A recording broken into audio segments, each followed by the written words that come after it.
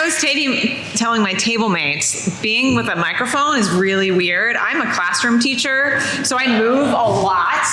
So just a heads up, I'm probably moving a lot because I just don't sit all day. It's just not in my DNA anymore. So really excited, we're gonna give this a go. I'll just give you a little bit of a heads up today, or this afternoon, or the next 40 minutes or so. We're gonna be doing some stuff. And so one of the things that I want to get into today is really creative acts. And we're going to start with a creative act in just a second. And then I'm going to give us some opportunities to think about what you can do tomorrow. Thank you, Bill. Where did he go? Okay, thank you. You know, if you've read a little bit about some of our work, I am a classroom teacher. I was an 8th grade classroom teacher. I was a principal. I also worked in our graduate school when I worked at High Tech High, which is a school that has been doing project-based learning since 1999. And so we've seen some amazing projects. I personally have led a number of projects, human-powered vehicles, creating books, underwater submarines that was filled with a lot of joy and a lot of tears and a lot of group therapy for my young people. And I've also really spent time working with schools, in particular around the country and the world, who are thinking about how they bring this type of creative pedagogies to their context. So today I'm going to give you just really, I would say, start with some school-wide examples. I would say a classroom or a teacher level thing that you can literally do tomorrow, and then close with some ideas of what you can do in a meeting next week. Right? We all have staff meetings. We all have a classroom coming up probably tomorrow, if not next week, and how you can actually start bringing these type of creative acts, these creative abilities into your context. For those who were with us yesterday, we talked a little bit about creative thinking, and really at the D.School, we think about this as an act. They are practices that we have to cultivate, that we have to inculcate into our DNA. And they're part of our daily lives. So we're gonna get started. So what I'm gonna ask you all to do is on your tables, you don't really need much around you. We're not gonna be reading, we're gonna be creating. And I would love you to have something to write with and something to write on. Maybe the book, if you wanna use the back note page of that, if you've got another Post-its, that's fine too. Whatever you need to write with and write on. I'll make sure y'all have that. And the next thing I'm going to have you do is I want you to look at someone next to you. Make eye contact with one person. Make eye contact with one person at your table. That could be your table mate. Say, just look at them and say, you're my partner. Maybe you guys can pair up, find a partner. It's great. We have a group of 3, maybe. Group of 3. Any other groups of 3 back here? We got a group of 3. Maybe you want to go back there and join. Raise your hand. Right, you guys partner up. This is your partner. And if you have not met them, maybe take a minute. But I'm going to ask you, in about 5 seconds, I'm going to ask you to make, if this is going to work, let's see. Oh, let's get started. That's our school. A blind contour drawing of your partner. Now wait, don't get started. I'm going to ask you to make a blind contour drawing of your partner without lifting your pen. So you're going to be looking at them, and you can't even look at your paper, and you can't look at your pen, and I'm only going to give you about 1.5 minutes. That's 90 seconds. Go ahead, we'll play some music. Go.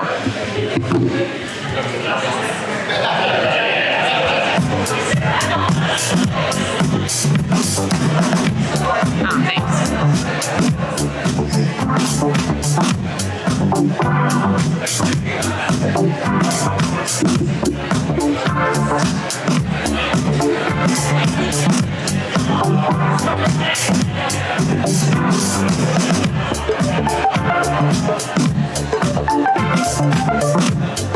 Give about 10 more seconds.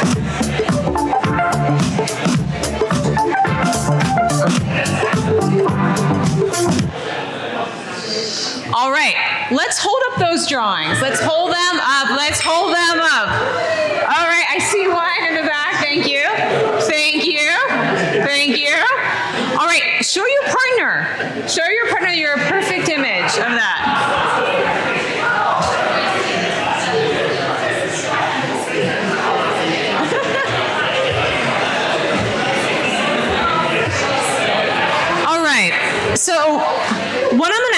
few of you to share out. How did that exercise feel? Wonderful. What is that? Tell me more, Pam.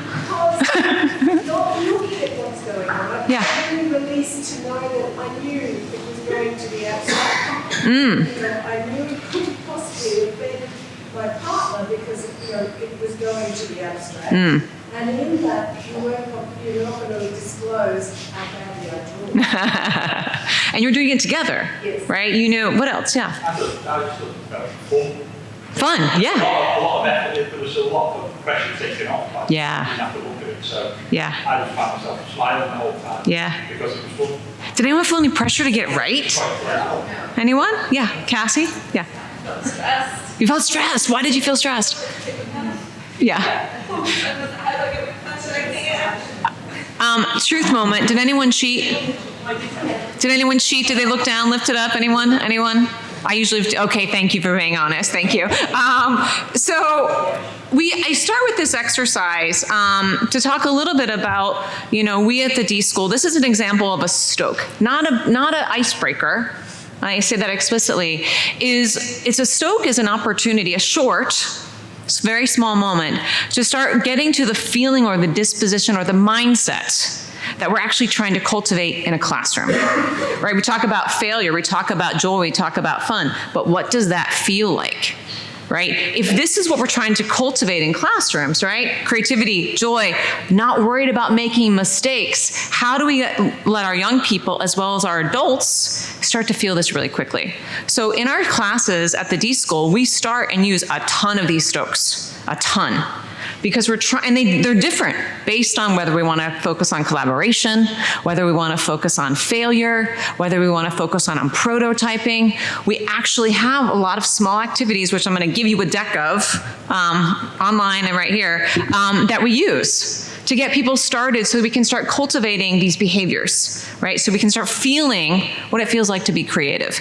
And so I'm just going to share a couple things about what we do at the D.School, and I think Frankie and her team were so generous. I had no idea they were going to print this as like a full booklet, but this is actually a little bit about our program and some of the experiments. So you can take it home, do what you will with it. But I'll share a little bit about what we do at the D.School. So the D.School is located at Stanford, within Stanford. We are the unique, crazy incubators within Stanford. We are an institute inside the engineering school. Up until recently, we never even gave degrees. Students from across Stanford would come to take transdisciplinary classes with us.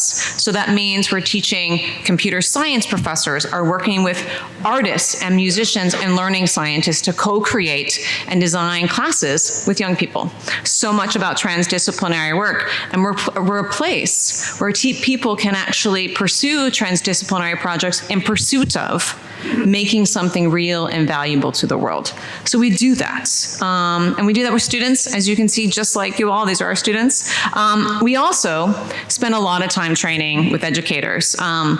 As I said, I was a K-12 teacher for a long time. I taught in a traditional, big, comprehensive school with about 3,000 students. I also taught a course called Advanced Placement, which was a class that you got college credit for if you passed the test at the end of the year. So that was pretty high stakes for our young people. And then I gave that up. I gave up my tenure in school and to go teach at High Tech High. And most of my time there has been working with educators, thinking about how they bring these pedagogies. And as you'll read in some of the work that we have in our journal, we spent a lot of time working with educators. I think most recently, we spent about the whole summer working with 36 teams from around the country to use design to reimagine, God forbid, their timetables in the moment of COVID.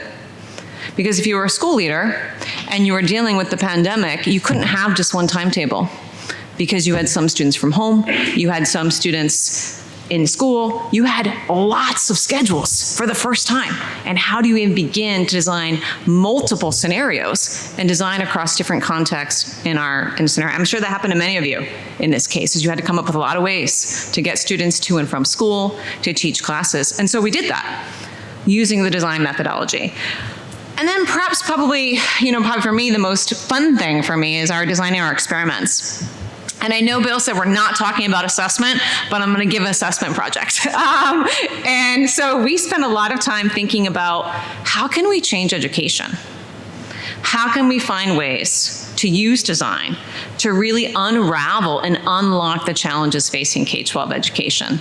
Some of those challenges are around school safety, gun violence in schools. I think I gifted a set of Post-its to my colleague Pam, which is how do we have conversations that move students from fear to joy? There are a set of Post-its that young people can use. We're taking projects on emerging technology. This is our newest magazine that just came out that teaches educators and young people, unlike everybody else, about emerging technologies like blockchain, synthetic bio, and it's an analog. You know, it's cut, play, very creative, so that all of us can understand what this technology is doing and how we can actually be part of designing this, not just recipients of the tech that comes at us. How can we have agency in designing this? So we do stuff like that. But one of my favorite examples was around deeper learning, which is a set of competencies around how we help young people get better at collaboration, critical thinking, communication. And so, like many fun, creative people, we went out into the world a lot. Now, has anyone ever done an escape room? Raise your hand. I see a handful of you. All right. Tell us what an escape room is. You are in a room with a number of other people. Yeah. And you have to solve the activity in order to escape the room within time frames. And within a specific time frame. Anyone else? I want to add to that. Are they easy to do? Yeah. They're usually a range of different sort of challenges, so depending, like mathematical challenges or where That's right. bits or things, so it's a range of skills required, so a group of people probably will bring different strengths to it. Can you do an escape room on your own?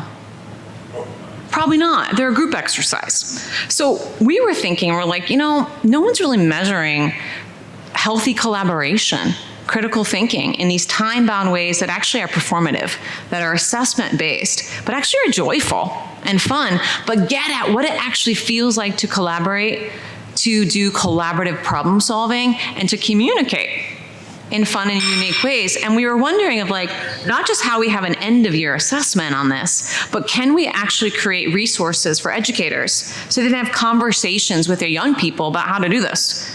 What does it look like? What does it sound like? What does it feel like to do this? What did Johnny say that was helpful when we were communicating about the problem? So we had this old truck at the D.school, and it was a mobile food truck that we flipped and we turned it into a mobile escape room, where we actually flipped the whole thing and actually created a mobile escape room to help educators think about how they can use their classrooms in very short time-bound ways to make an escape room. Oops, hello? Okay, and so what we did was we took this out, we prototyped it with a whole bunch of educators, we went to students, we went to conferences, and then we ended up creating an actual toolkit. Not surprising, we had a lot of educators take this up and use it as their year-end assessment prep. So they turn their classrooms into an escape room for test prep, for their big final assessment, where the students had to design all the puzzles on the content that they just learned and test each other on these creative and collaborative designs. So that's the kind of stuff that we're thinking about, is how can we not only think about creativity, but find creative ways to solve some of these hard to measure ideas. And by the way, I'm gonna share a whole bunch of resources with y'all, and I have a Google Doc that has everything on it that's a downloadable. You can take it, you can do it. We believe in open source, so everything I have is like, take it, make it better. So just so you know, as we go on. So that's kind of the work that we do at the D.school within the K-12 lab.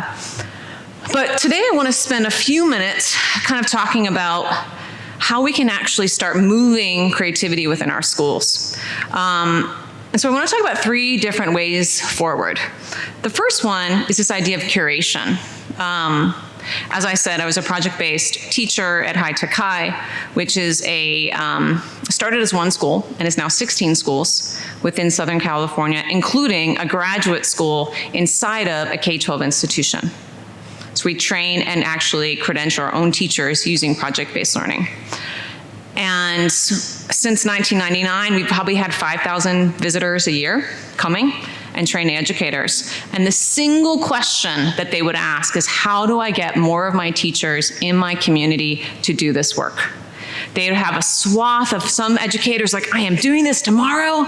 And then I would have a handful of people like this. Y'all been in those meetings where they're like, right? You know those people, right? Those in the staff meetings. So how do we get started? And I will tell you, probably the single most thing that was probably most profound when we started training folks in project-based learning was the capacity to curate student work in schools. And I'll tell you why. So this is an example of High to Kai. That's actually me in the background. And Pam won't be surprised that these are interdisciplinary projects using math and art, et cetera. And what you'll notice that we did at every single one of our schools is that we did a lot of projects. But the question we ask is, where do the projects live when they're done? How can the projects and the walls of the school serve as creative inspiration for others? Right? There are ways forward. We have space in schools that are often pretty empty. And can we use space to curate creativity? Not just for the folks who actually did the work, but serve as provocations for others who want to learn more. So I'm going to give you an example of this, for example, this is a school in Chicago. This school is in the south side of Chicago, and if folks don't know much about the US, Chicago can be a pretty violent city. The school that we were working with there for about 2 to 3 years had about 400 students. I would say 98% of the students were low income, and about 80% of the students were first in their families to go to college. It felt and looked like a prison, I will say. There were metal detectors going in, and so we started doing projects. We started slowly doing projects and slowly curating the walls. And one of my favorite projects they did is a physics and a music project, where the students created an organ using pipes and actually understanding how physics sounds works. Now here's the thing about this project that I found fascinating, is that students who weren't doing the project came up and started playing with it. They started to get curious about it. They started to ask, when's my work getting up? Right? So part of this piece of inculcating the space is not just to like motivate our staff members, but to let students know that their voice matters. And when the pictures of the work in the school or every kid in the school, it sends a message about what we value. Right? And so we think about that. There's another school in Kentucky. This is a rural school in Kentucky. I don't know if anyone knows much about Kentucky, but it's pretty conservative, I will say. And very rural in the sense that you might have one grocery store. You might have to travel 2 hours to get to like a regular mall, if you will.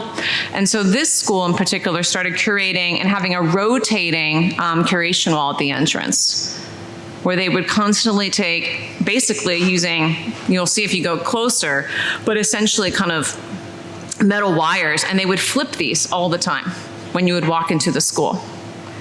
Interesting enough, the thing that also found interesting in this photo is, yes, the student work is really cool, but students would drag their parents in and then their grandparents in and say, come and look at my work. Because we've been talking a lot about creativity, but the whole thing about creativity is like, it makes you feel good. It makes you proud of what you created. And so we think about curation. For those of you who've been thinking about what am I gonna do, I think you should do a great project, just like the amazing ones that we saw today. But I would also ask you, like, where is that work gonna live when it's done? How can it serve to inspire your students and your other faculty members who might be a little bit shy about thinking about this work? Because it becomes a natural progression of like, how did they do this? Why did they do this? As opposed to we as the leader saying, you gotta do this project, right? It becomes the work itself speaks as the change. So that's curation, one really important piece. The next piece I want to talk about is challenges. Now, I would be a really bad D.school employee if I did not talk about design challenges. And so I want to talk a little bit about 2 challenges that are pretty small that you can take on. The first one is a classroom challenge. And we like to take on challenges at the D.school that tend to be kind of in plain sight. So how many people have seen young people with a backpack?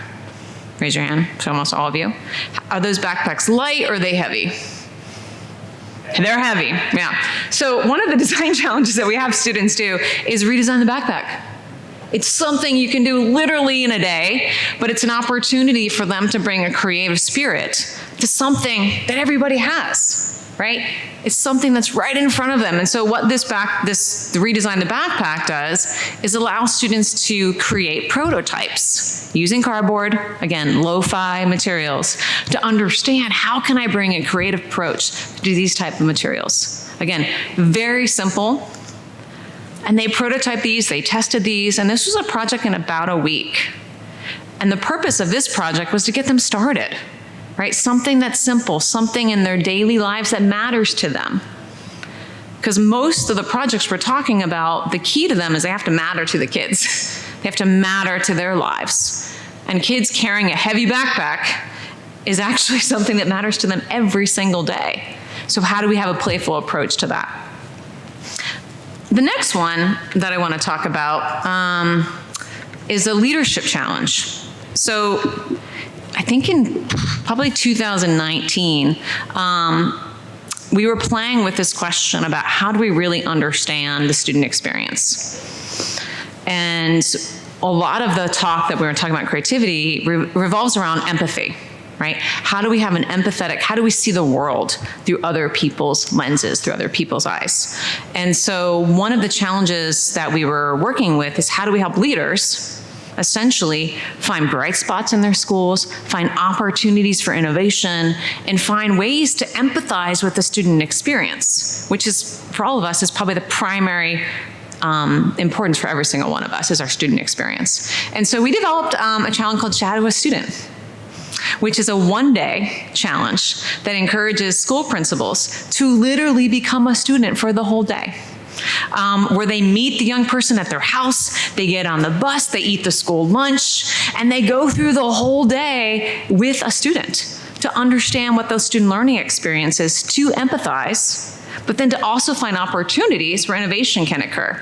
And so this is an example of a teacher in Texas, and she shadowed a young person in her school. And we really encouraged school leaders to shadow a student who's often invisible in their school, a student who may not be seen. Not surprising, in many of the cases that the school leaders did, they found that the student they were shadowing was not talked to all day. I had a leader in, I think she was in Illinois, who was shadowing a young girl who wore hijab, and she noticed the young girl was never spoken to all day. Right, that's that kid's life. And so she was like, what am I doing as a school leader to inculcate empathy for this young person? If I'm talking about equity and diversity, and in my own school, a young person is not spoken to by anyone. That's real. And so, this leader spent a lot of time shadowing this young person who was also a first language learner, new to the US, if you will. We like to say emerging trilingual students, and spent time. And what she realized is that the students had no way to access her. Like they didn't know where to find her. She had an office, but why would this young person who is barely speaking English, right? Who's really shy, how could she possibly go into the office, right? Which is often a scary place. And so what she learned from this experience is that she needed to de-wall her office. So she started moving her office into the hallway so that she could have regular conversations with the elementary students in her school.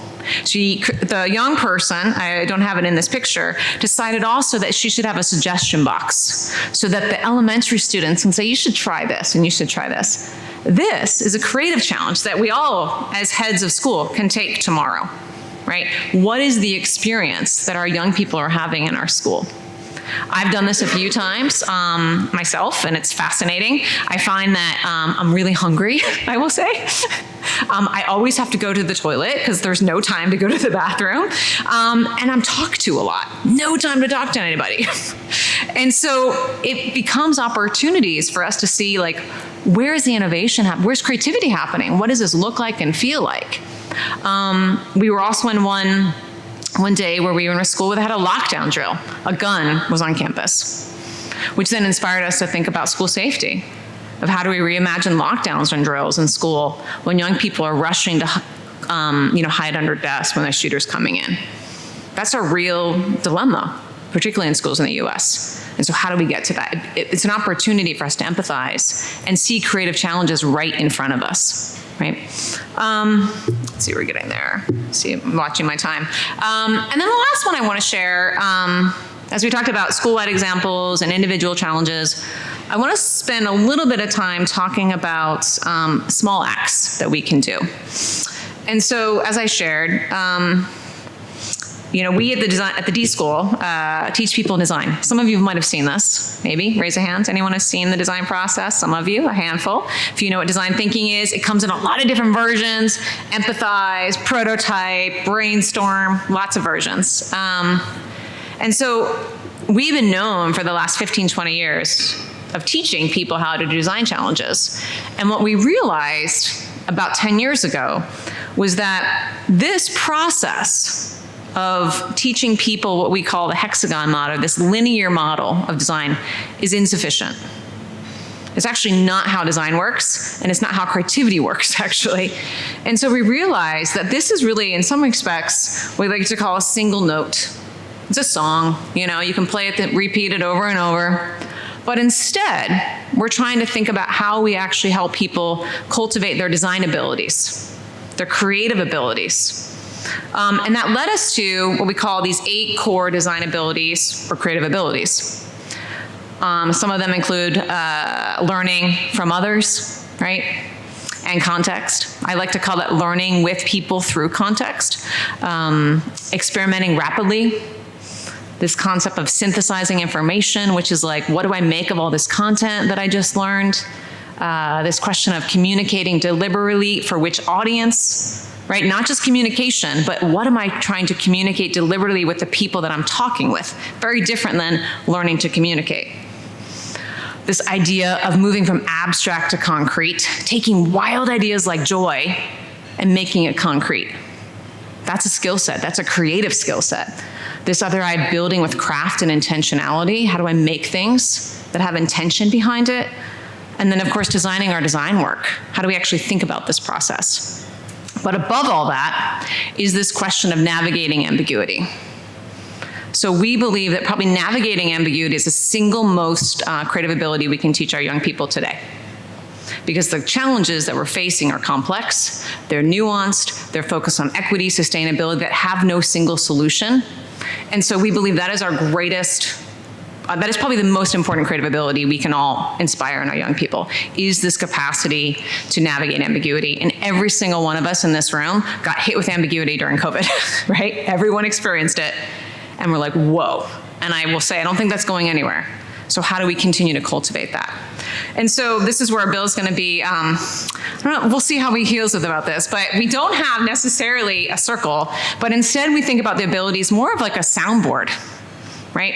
When we think about the navigating these creative abilities, we're trying to produce something, which means sometimes we're actually trying to tune up, right? Navigating ambiguity, or we're trying to tune down, like, actually I need a prototype now. Or I'm trying to actually experiment rapidly. They're actually more of a soundboard or a mix board, as they say in DJing, right? That you're actually trying to tune up and tune down. And part of our job as educators is to help our young people understand their own soundboard, right? Understand when they need to start prototyping, when they need to start synthesizing. That's what it means to have a creative process. To know your creative process, or as I told Pam yesterday, like, what is my relationship with my creativity? That's an example of what we try to do. And so it's not a circle bill, sorry, it's a mixing board.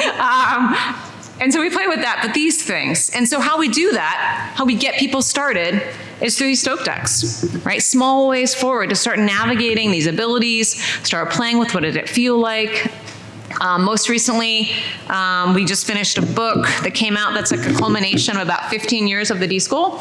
That's what we call them creative acts for courageous people, but they're essentially lesson plans, I will say, like stuff you can take tomorrow and do in your classroom with your staff, your families, whatever you want to do, that allow you to kind of embrace creativity.